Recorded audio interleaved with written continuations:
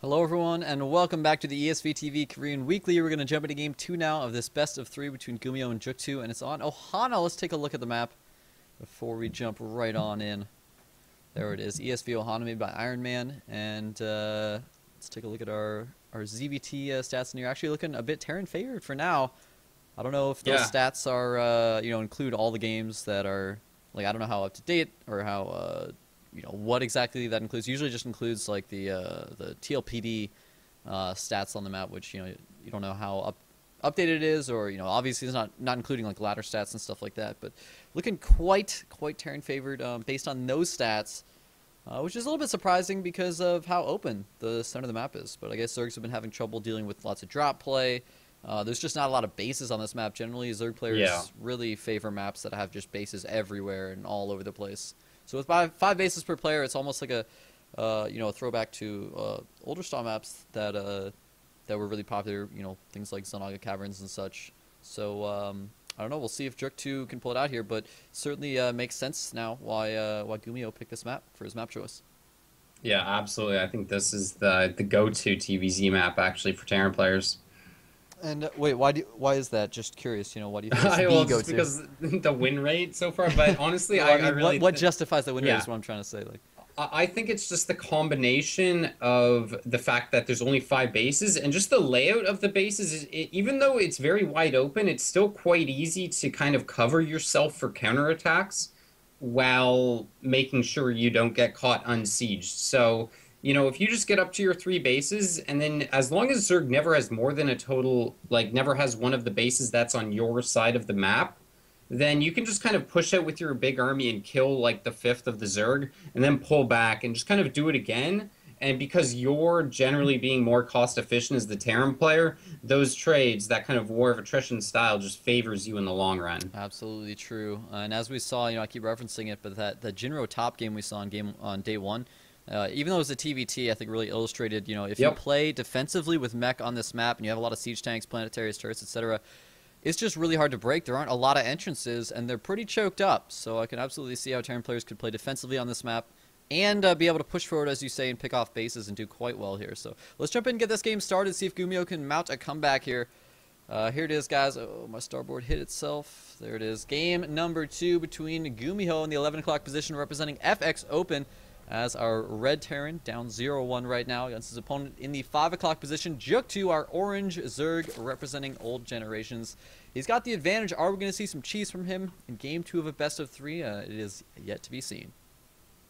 Yeah, and I'm just going to have to watch oGsJookTo really closely here because I'm going to have to watch that replay again of that last game too, because I don't know what he was doing making his barracks on 14 supply, I think. Yeah, that was pretty bizarre.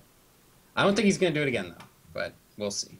That we will see. It was also just the whole, then the supply depot was placed strangely as well, and then he didn't have like a wall when the lings came in. The whole thing was just so bizarre. But yeah, we'll see if he maybe he like had a plan that we didn't quite get to see come to fruition here. That double factory play, I was really curious.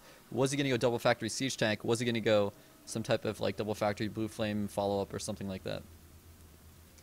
Yeah, it's interesting to go up to that many barracks, because 4 barracks and then go into factory tech. It's wonky, but as you said when the game was ending, he was up to quad gas, so he definitely was teching pretty hard. Meanwhile, it looks like he's actually just going to go for a Macrax here. This is always a nice, cute style play here, and oGsJookTo going to be scouting out on 14 here, so not scouting out too fast, but should be able to get up into the main, see the lack of gas, and see the SCV count, and know that nothing too crazy is happening.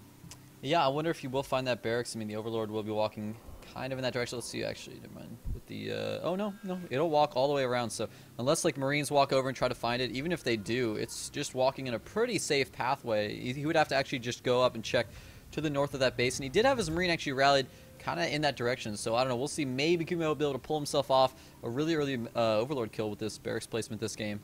But oGsJookTo definitely going to be a little bit concerned. As you said, he's got to count those SCVs and make sure that there's only one SCV missing, making a barracks, and not 2. And he should be able to realize that if he was, counting properly there.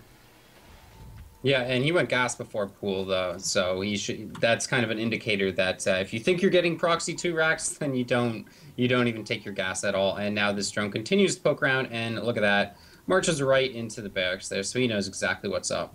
We'll see if he adjusts his Overlord movement path. I would be just wondering about that. Actually, this Marine going to town on those rocks to start things off. I mean, he'd probably be at work doing that for the rest of his life. It'd be quite a bad sentence. I don't know what crime he did to really suffer that punishment from Gumiho, but we'll see if he's trying to. Yeah, he's trying to find that Overlord right now. Unfortunately, had his timing maybe slightly off. The Overlord is already gone from that location. Maybe you'll be able to find it above that mineral line, but who knows? He did immediately drop a command center. We don't see a double gas transition from Gumiho. We still don't see anything yet, so maybe he'll just go for some mass barracks play yet again here at the natural.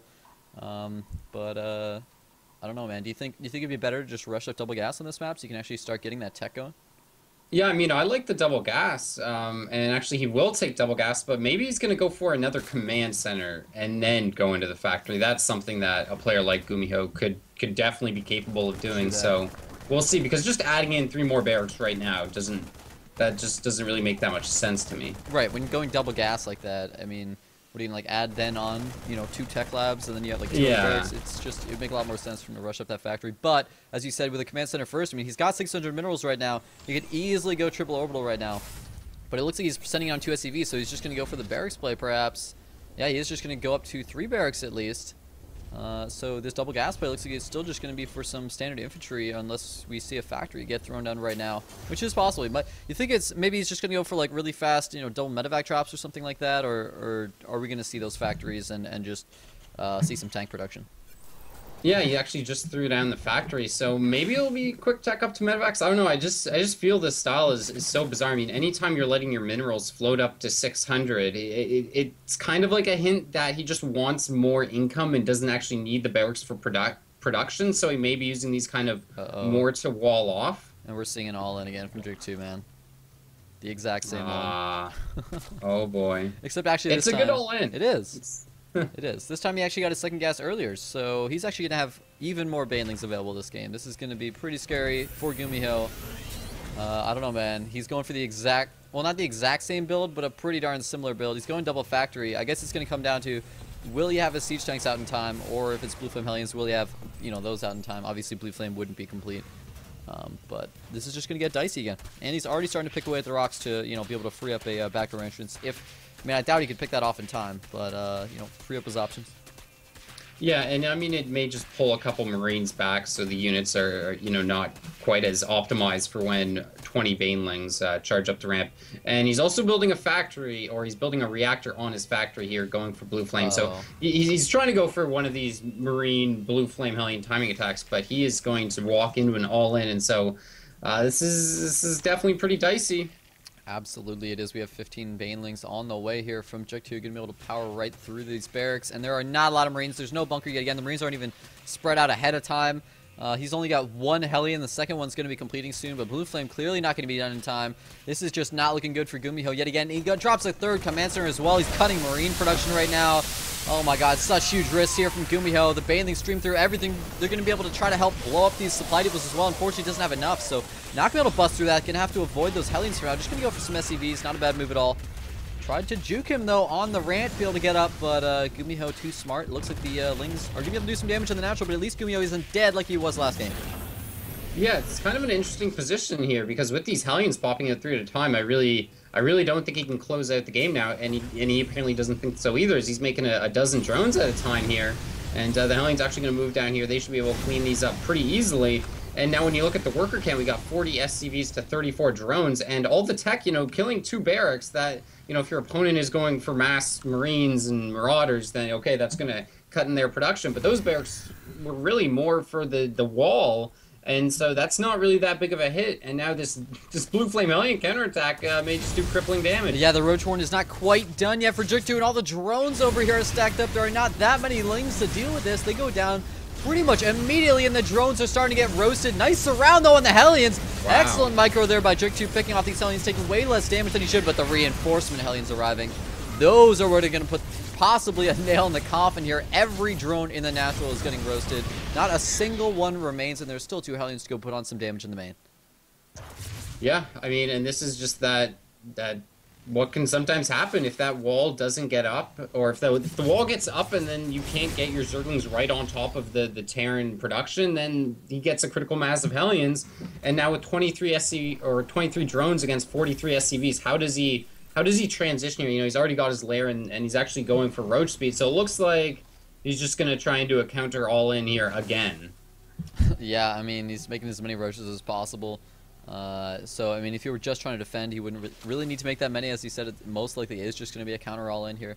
Walking slow roaches across the map, I mean, he does have speed on the way, but walking them across the map for now, I mean, it's not going to work out so well for you. Although, I mean, no, yeah, GuMiHo already has tanks on the way. Siege mode is going to be quite a while to go, but he can just delay JookTo for a while with these Hellions, just kind of force some roaches to stay back at home and defend. Otherwise, he'll lose every single one of his drones. But it looks like JookTo really wants to go for the attack, sending those roaches straight away towards his opponent's base, perhaps hoping that he overinvested in Hellions and doesn't have a lot of defenses, but he looks pretty well defended right now. I can't see these roaches by themselves doing damage, maybe the rest of the bust, but it might just be too late with siege mode already over halfway done.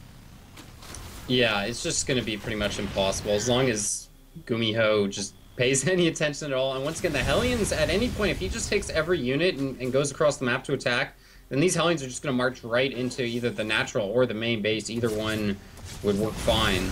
And actually, the Hellions right now engaging into the Lings of the natural of JookTo, just picking off every single Ling, not going to be able to get all the drones. I mean, since he didn't leave any roaches here, he's just going to lose everything. This is pretty much all in, and he doesn't even have any banelings here. It's just roaches. There are 2 siege tanks, 1 on the upper ground. Hellions here with Blue Flame doing tons of splash damage, a bunker as well as a lot of Marauders, and there's no possible way JookTo can bust through that. He's forced to call out the GG down so much economically, and GuMiHo has started his comeback. He's back to 1-1 here in this matchup, and JookTo, you know, that was pretty close to, you know, what happened in the first game. But the Hellions came out earlier for GuMiHo since he didn't actually go for that early 3rd orbital, so he just had his timing a little bit safer. And JookTo actually just walked in and just kind of engaged with his Lings once he got in there, even after all the Marines were dead. I feel like, you know, he had the gas. If he had maybe morphed 5 Banes, 5 or 6 Banes, like in the natural, and then tried to bust that 3 supply depot wall, it's one of those situations where there were only 2 Hellions out at the time, so that's one of those situations you can get a surround, and the Hellions never get up to that critical mass. You don't have that positioning on the ramp, and you can actually win the game right there. But he didn't go for that, and he just kind of had Ling's attack moving against supply depots. You're not going to bust through that. And GuMiHo was able to hold. Nice hold indeed. So. Yeah, I mean, not much to say about that game. I guess the only thing that's left to say is, will he do the same all-in for the 3rd time in a row? You guys are going to have to stay tuned. Yeah, we'll find out, guys, after this quick commercial break.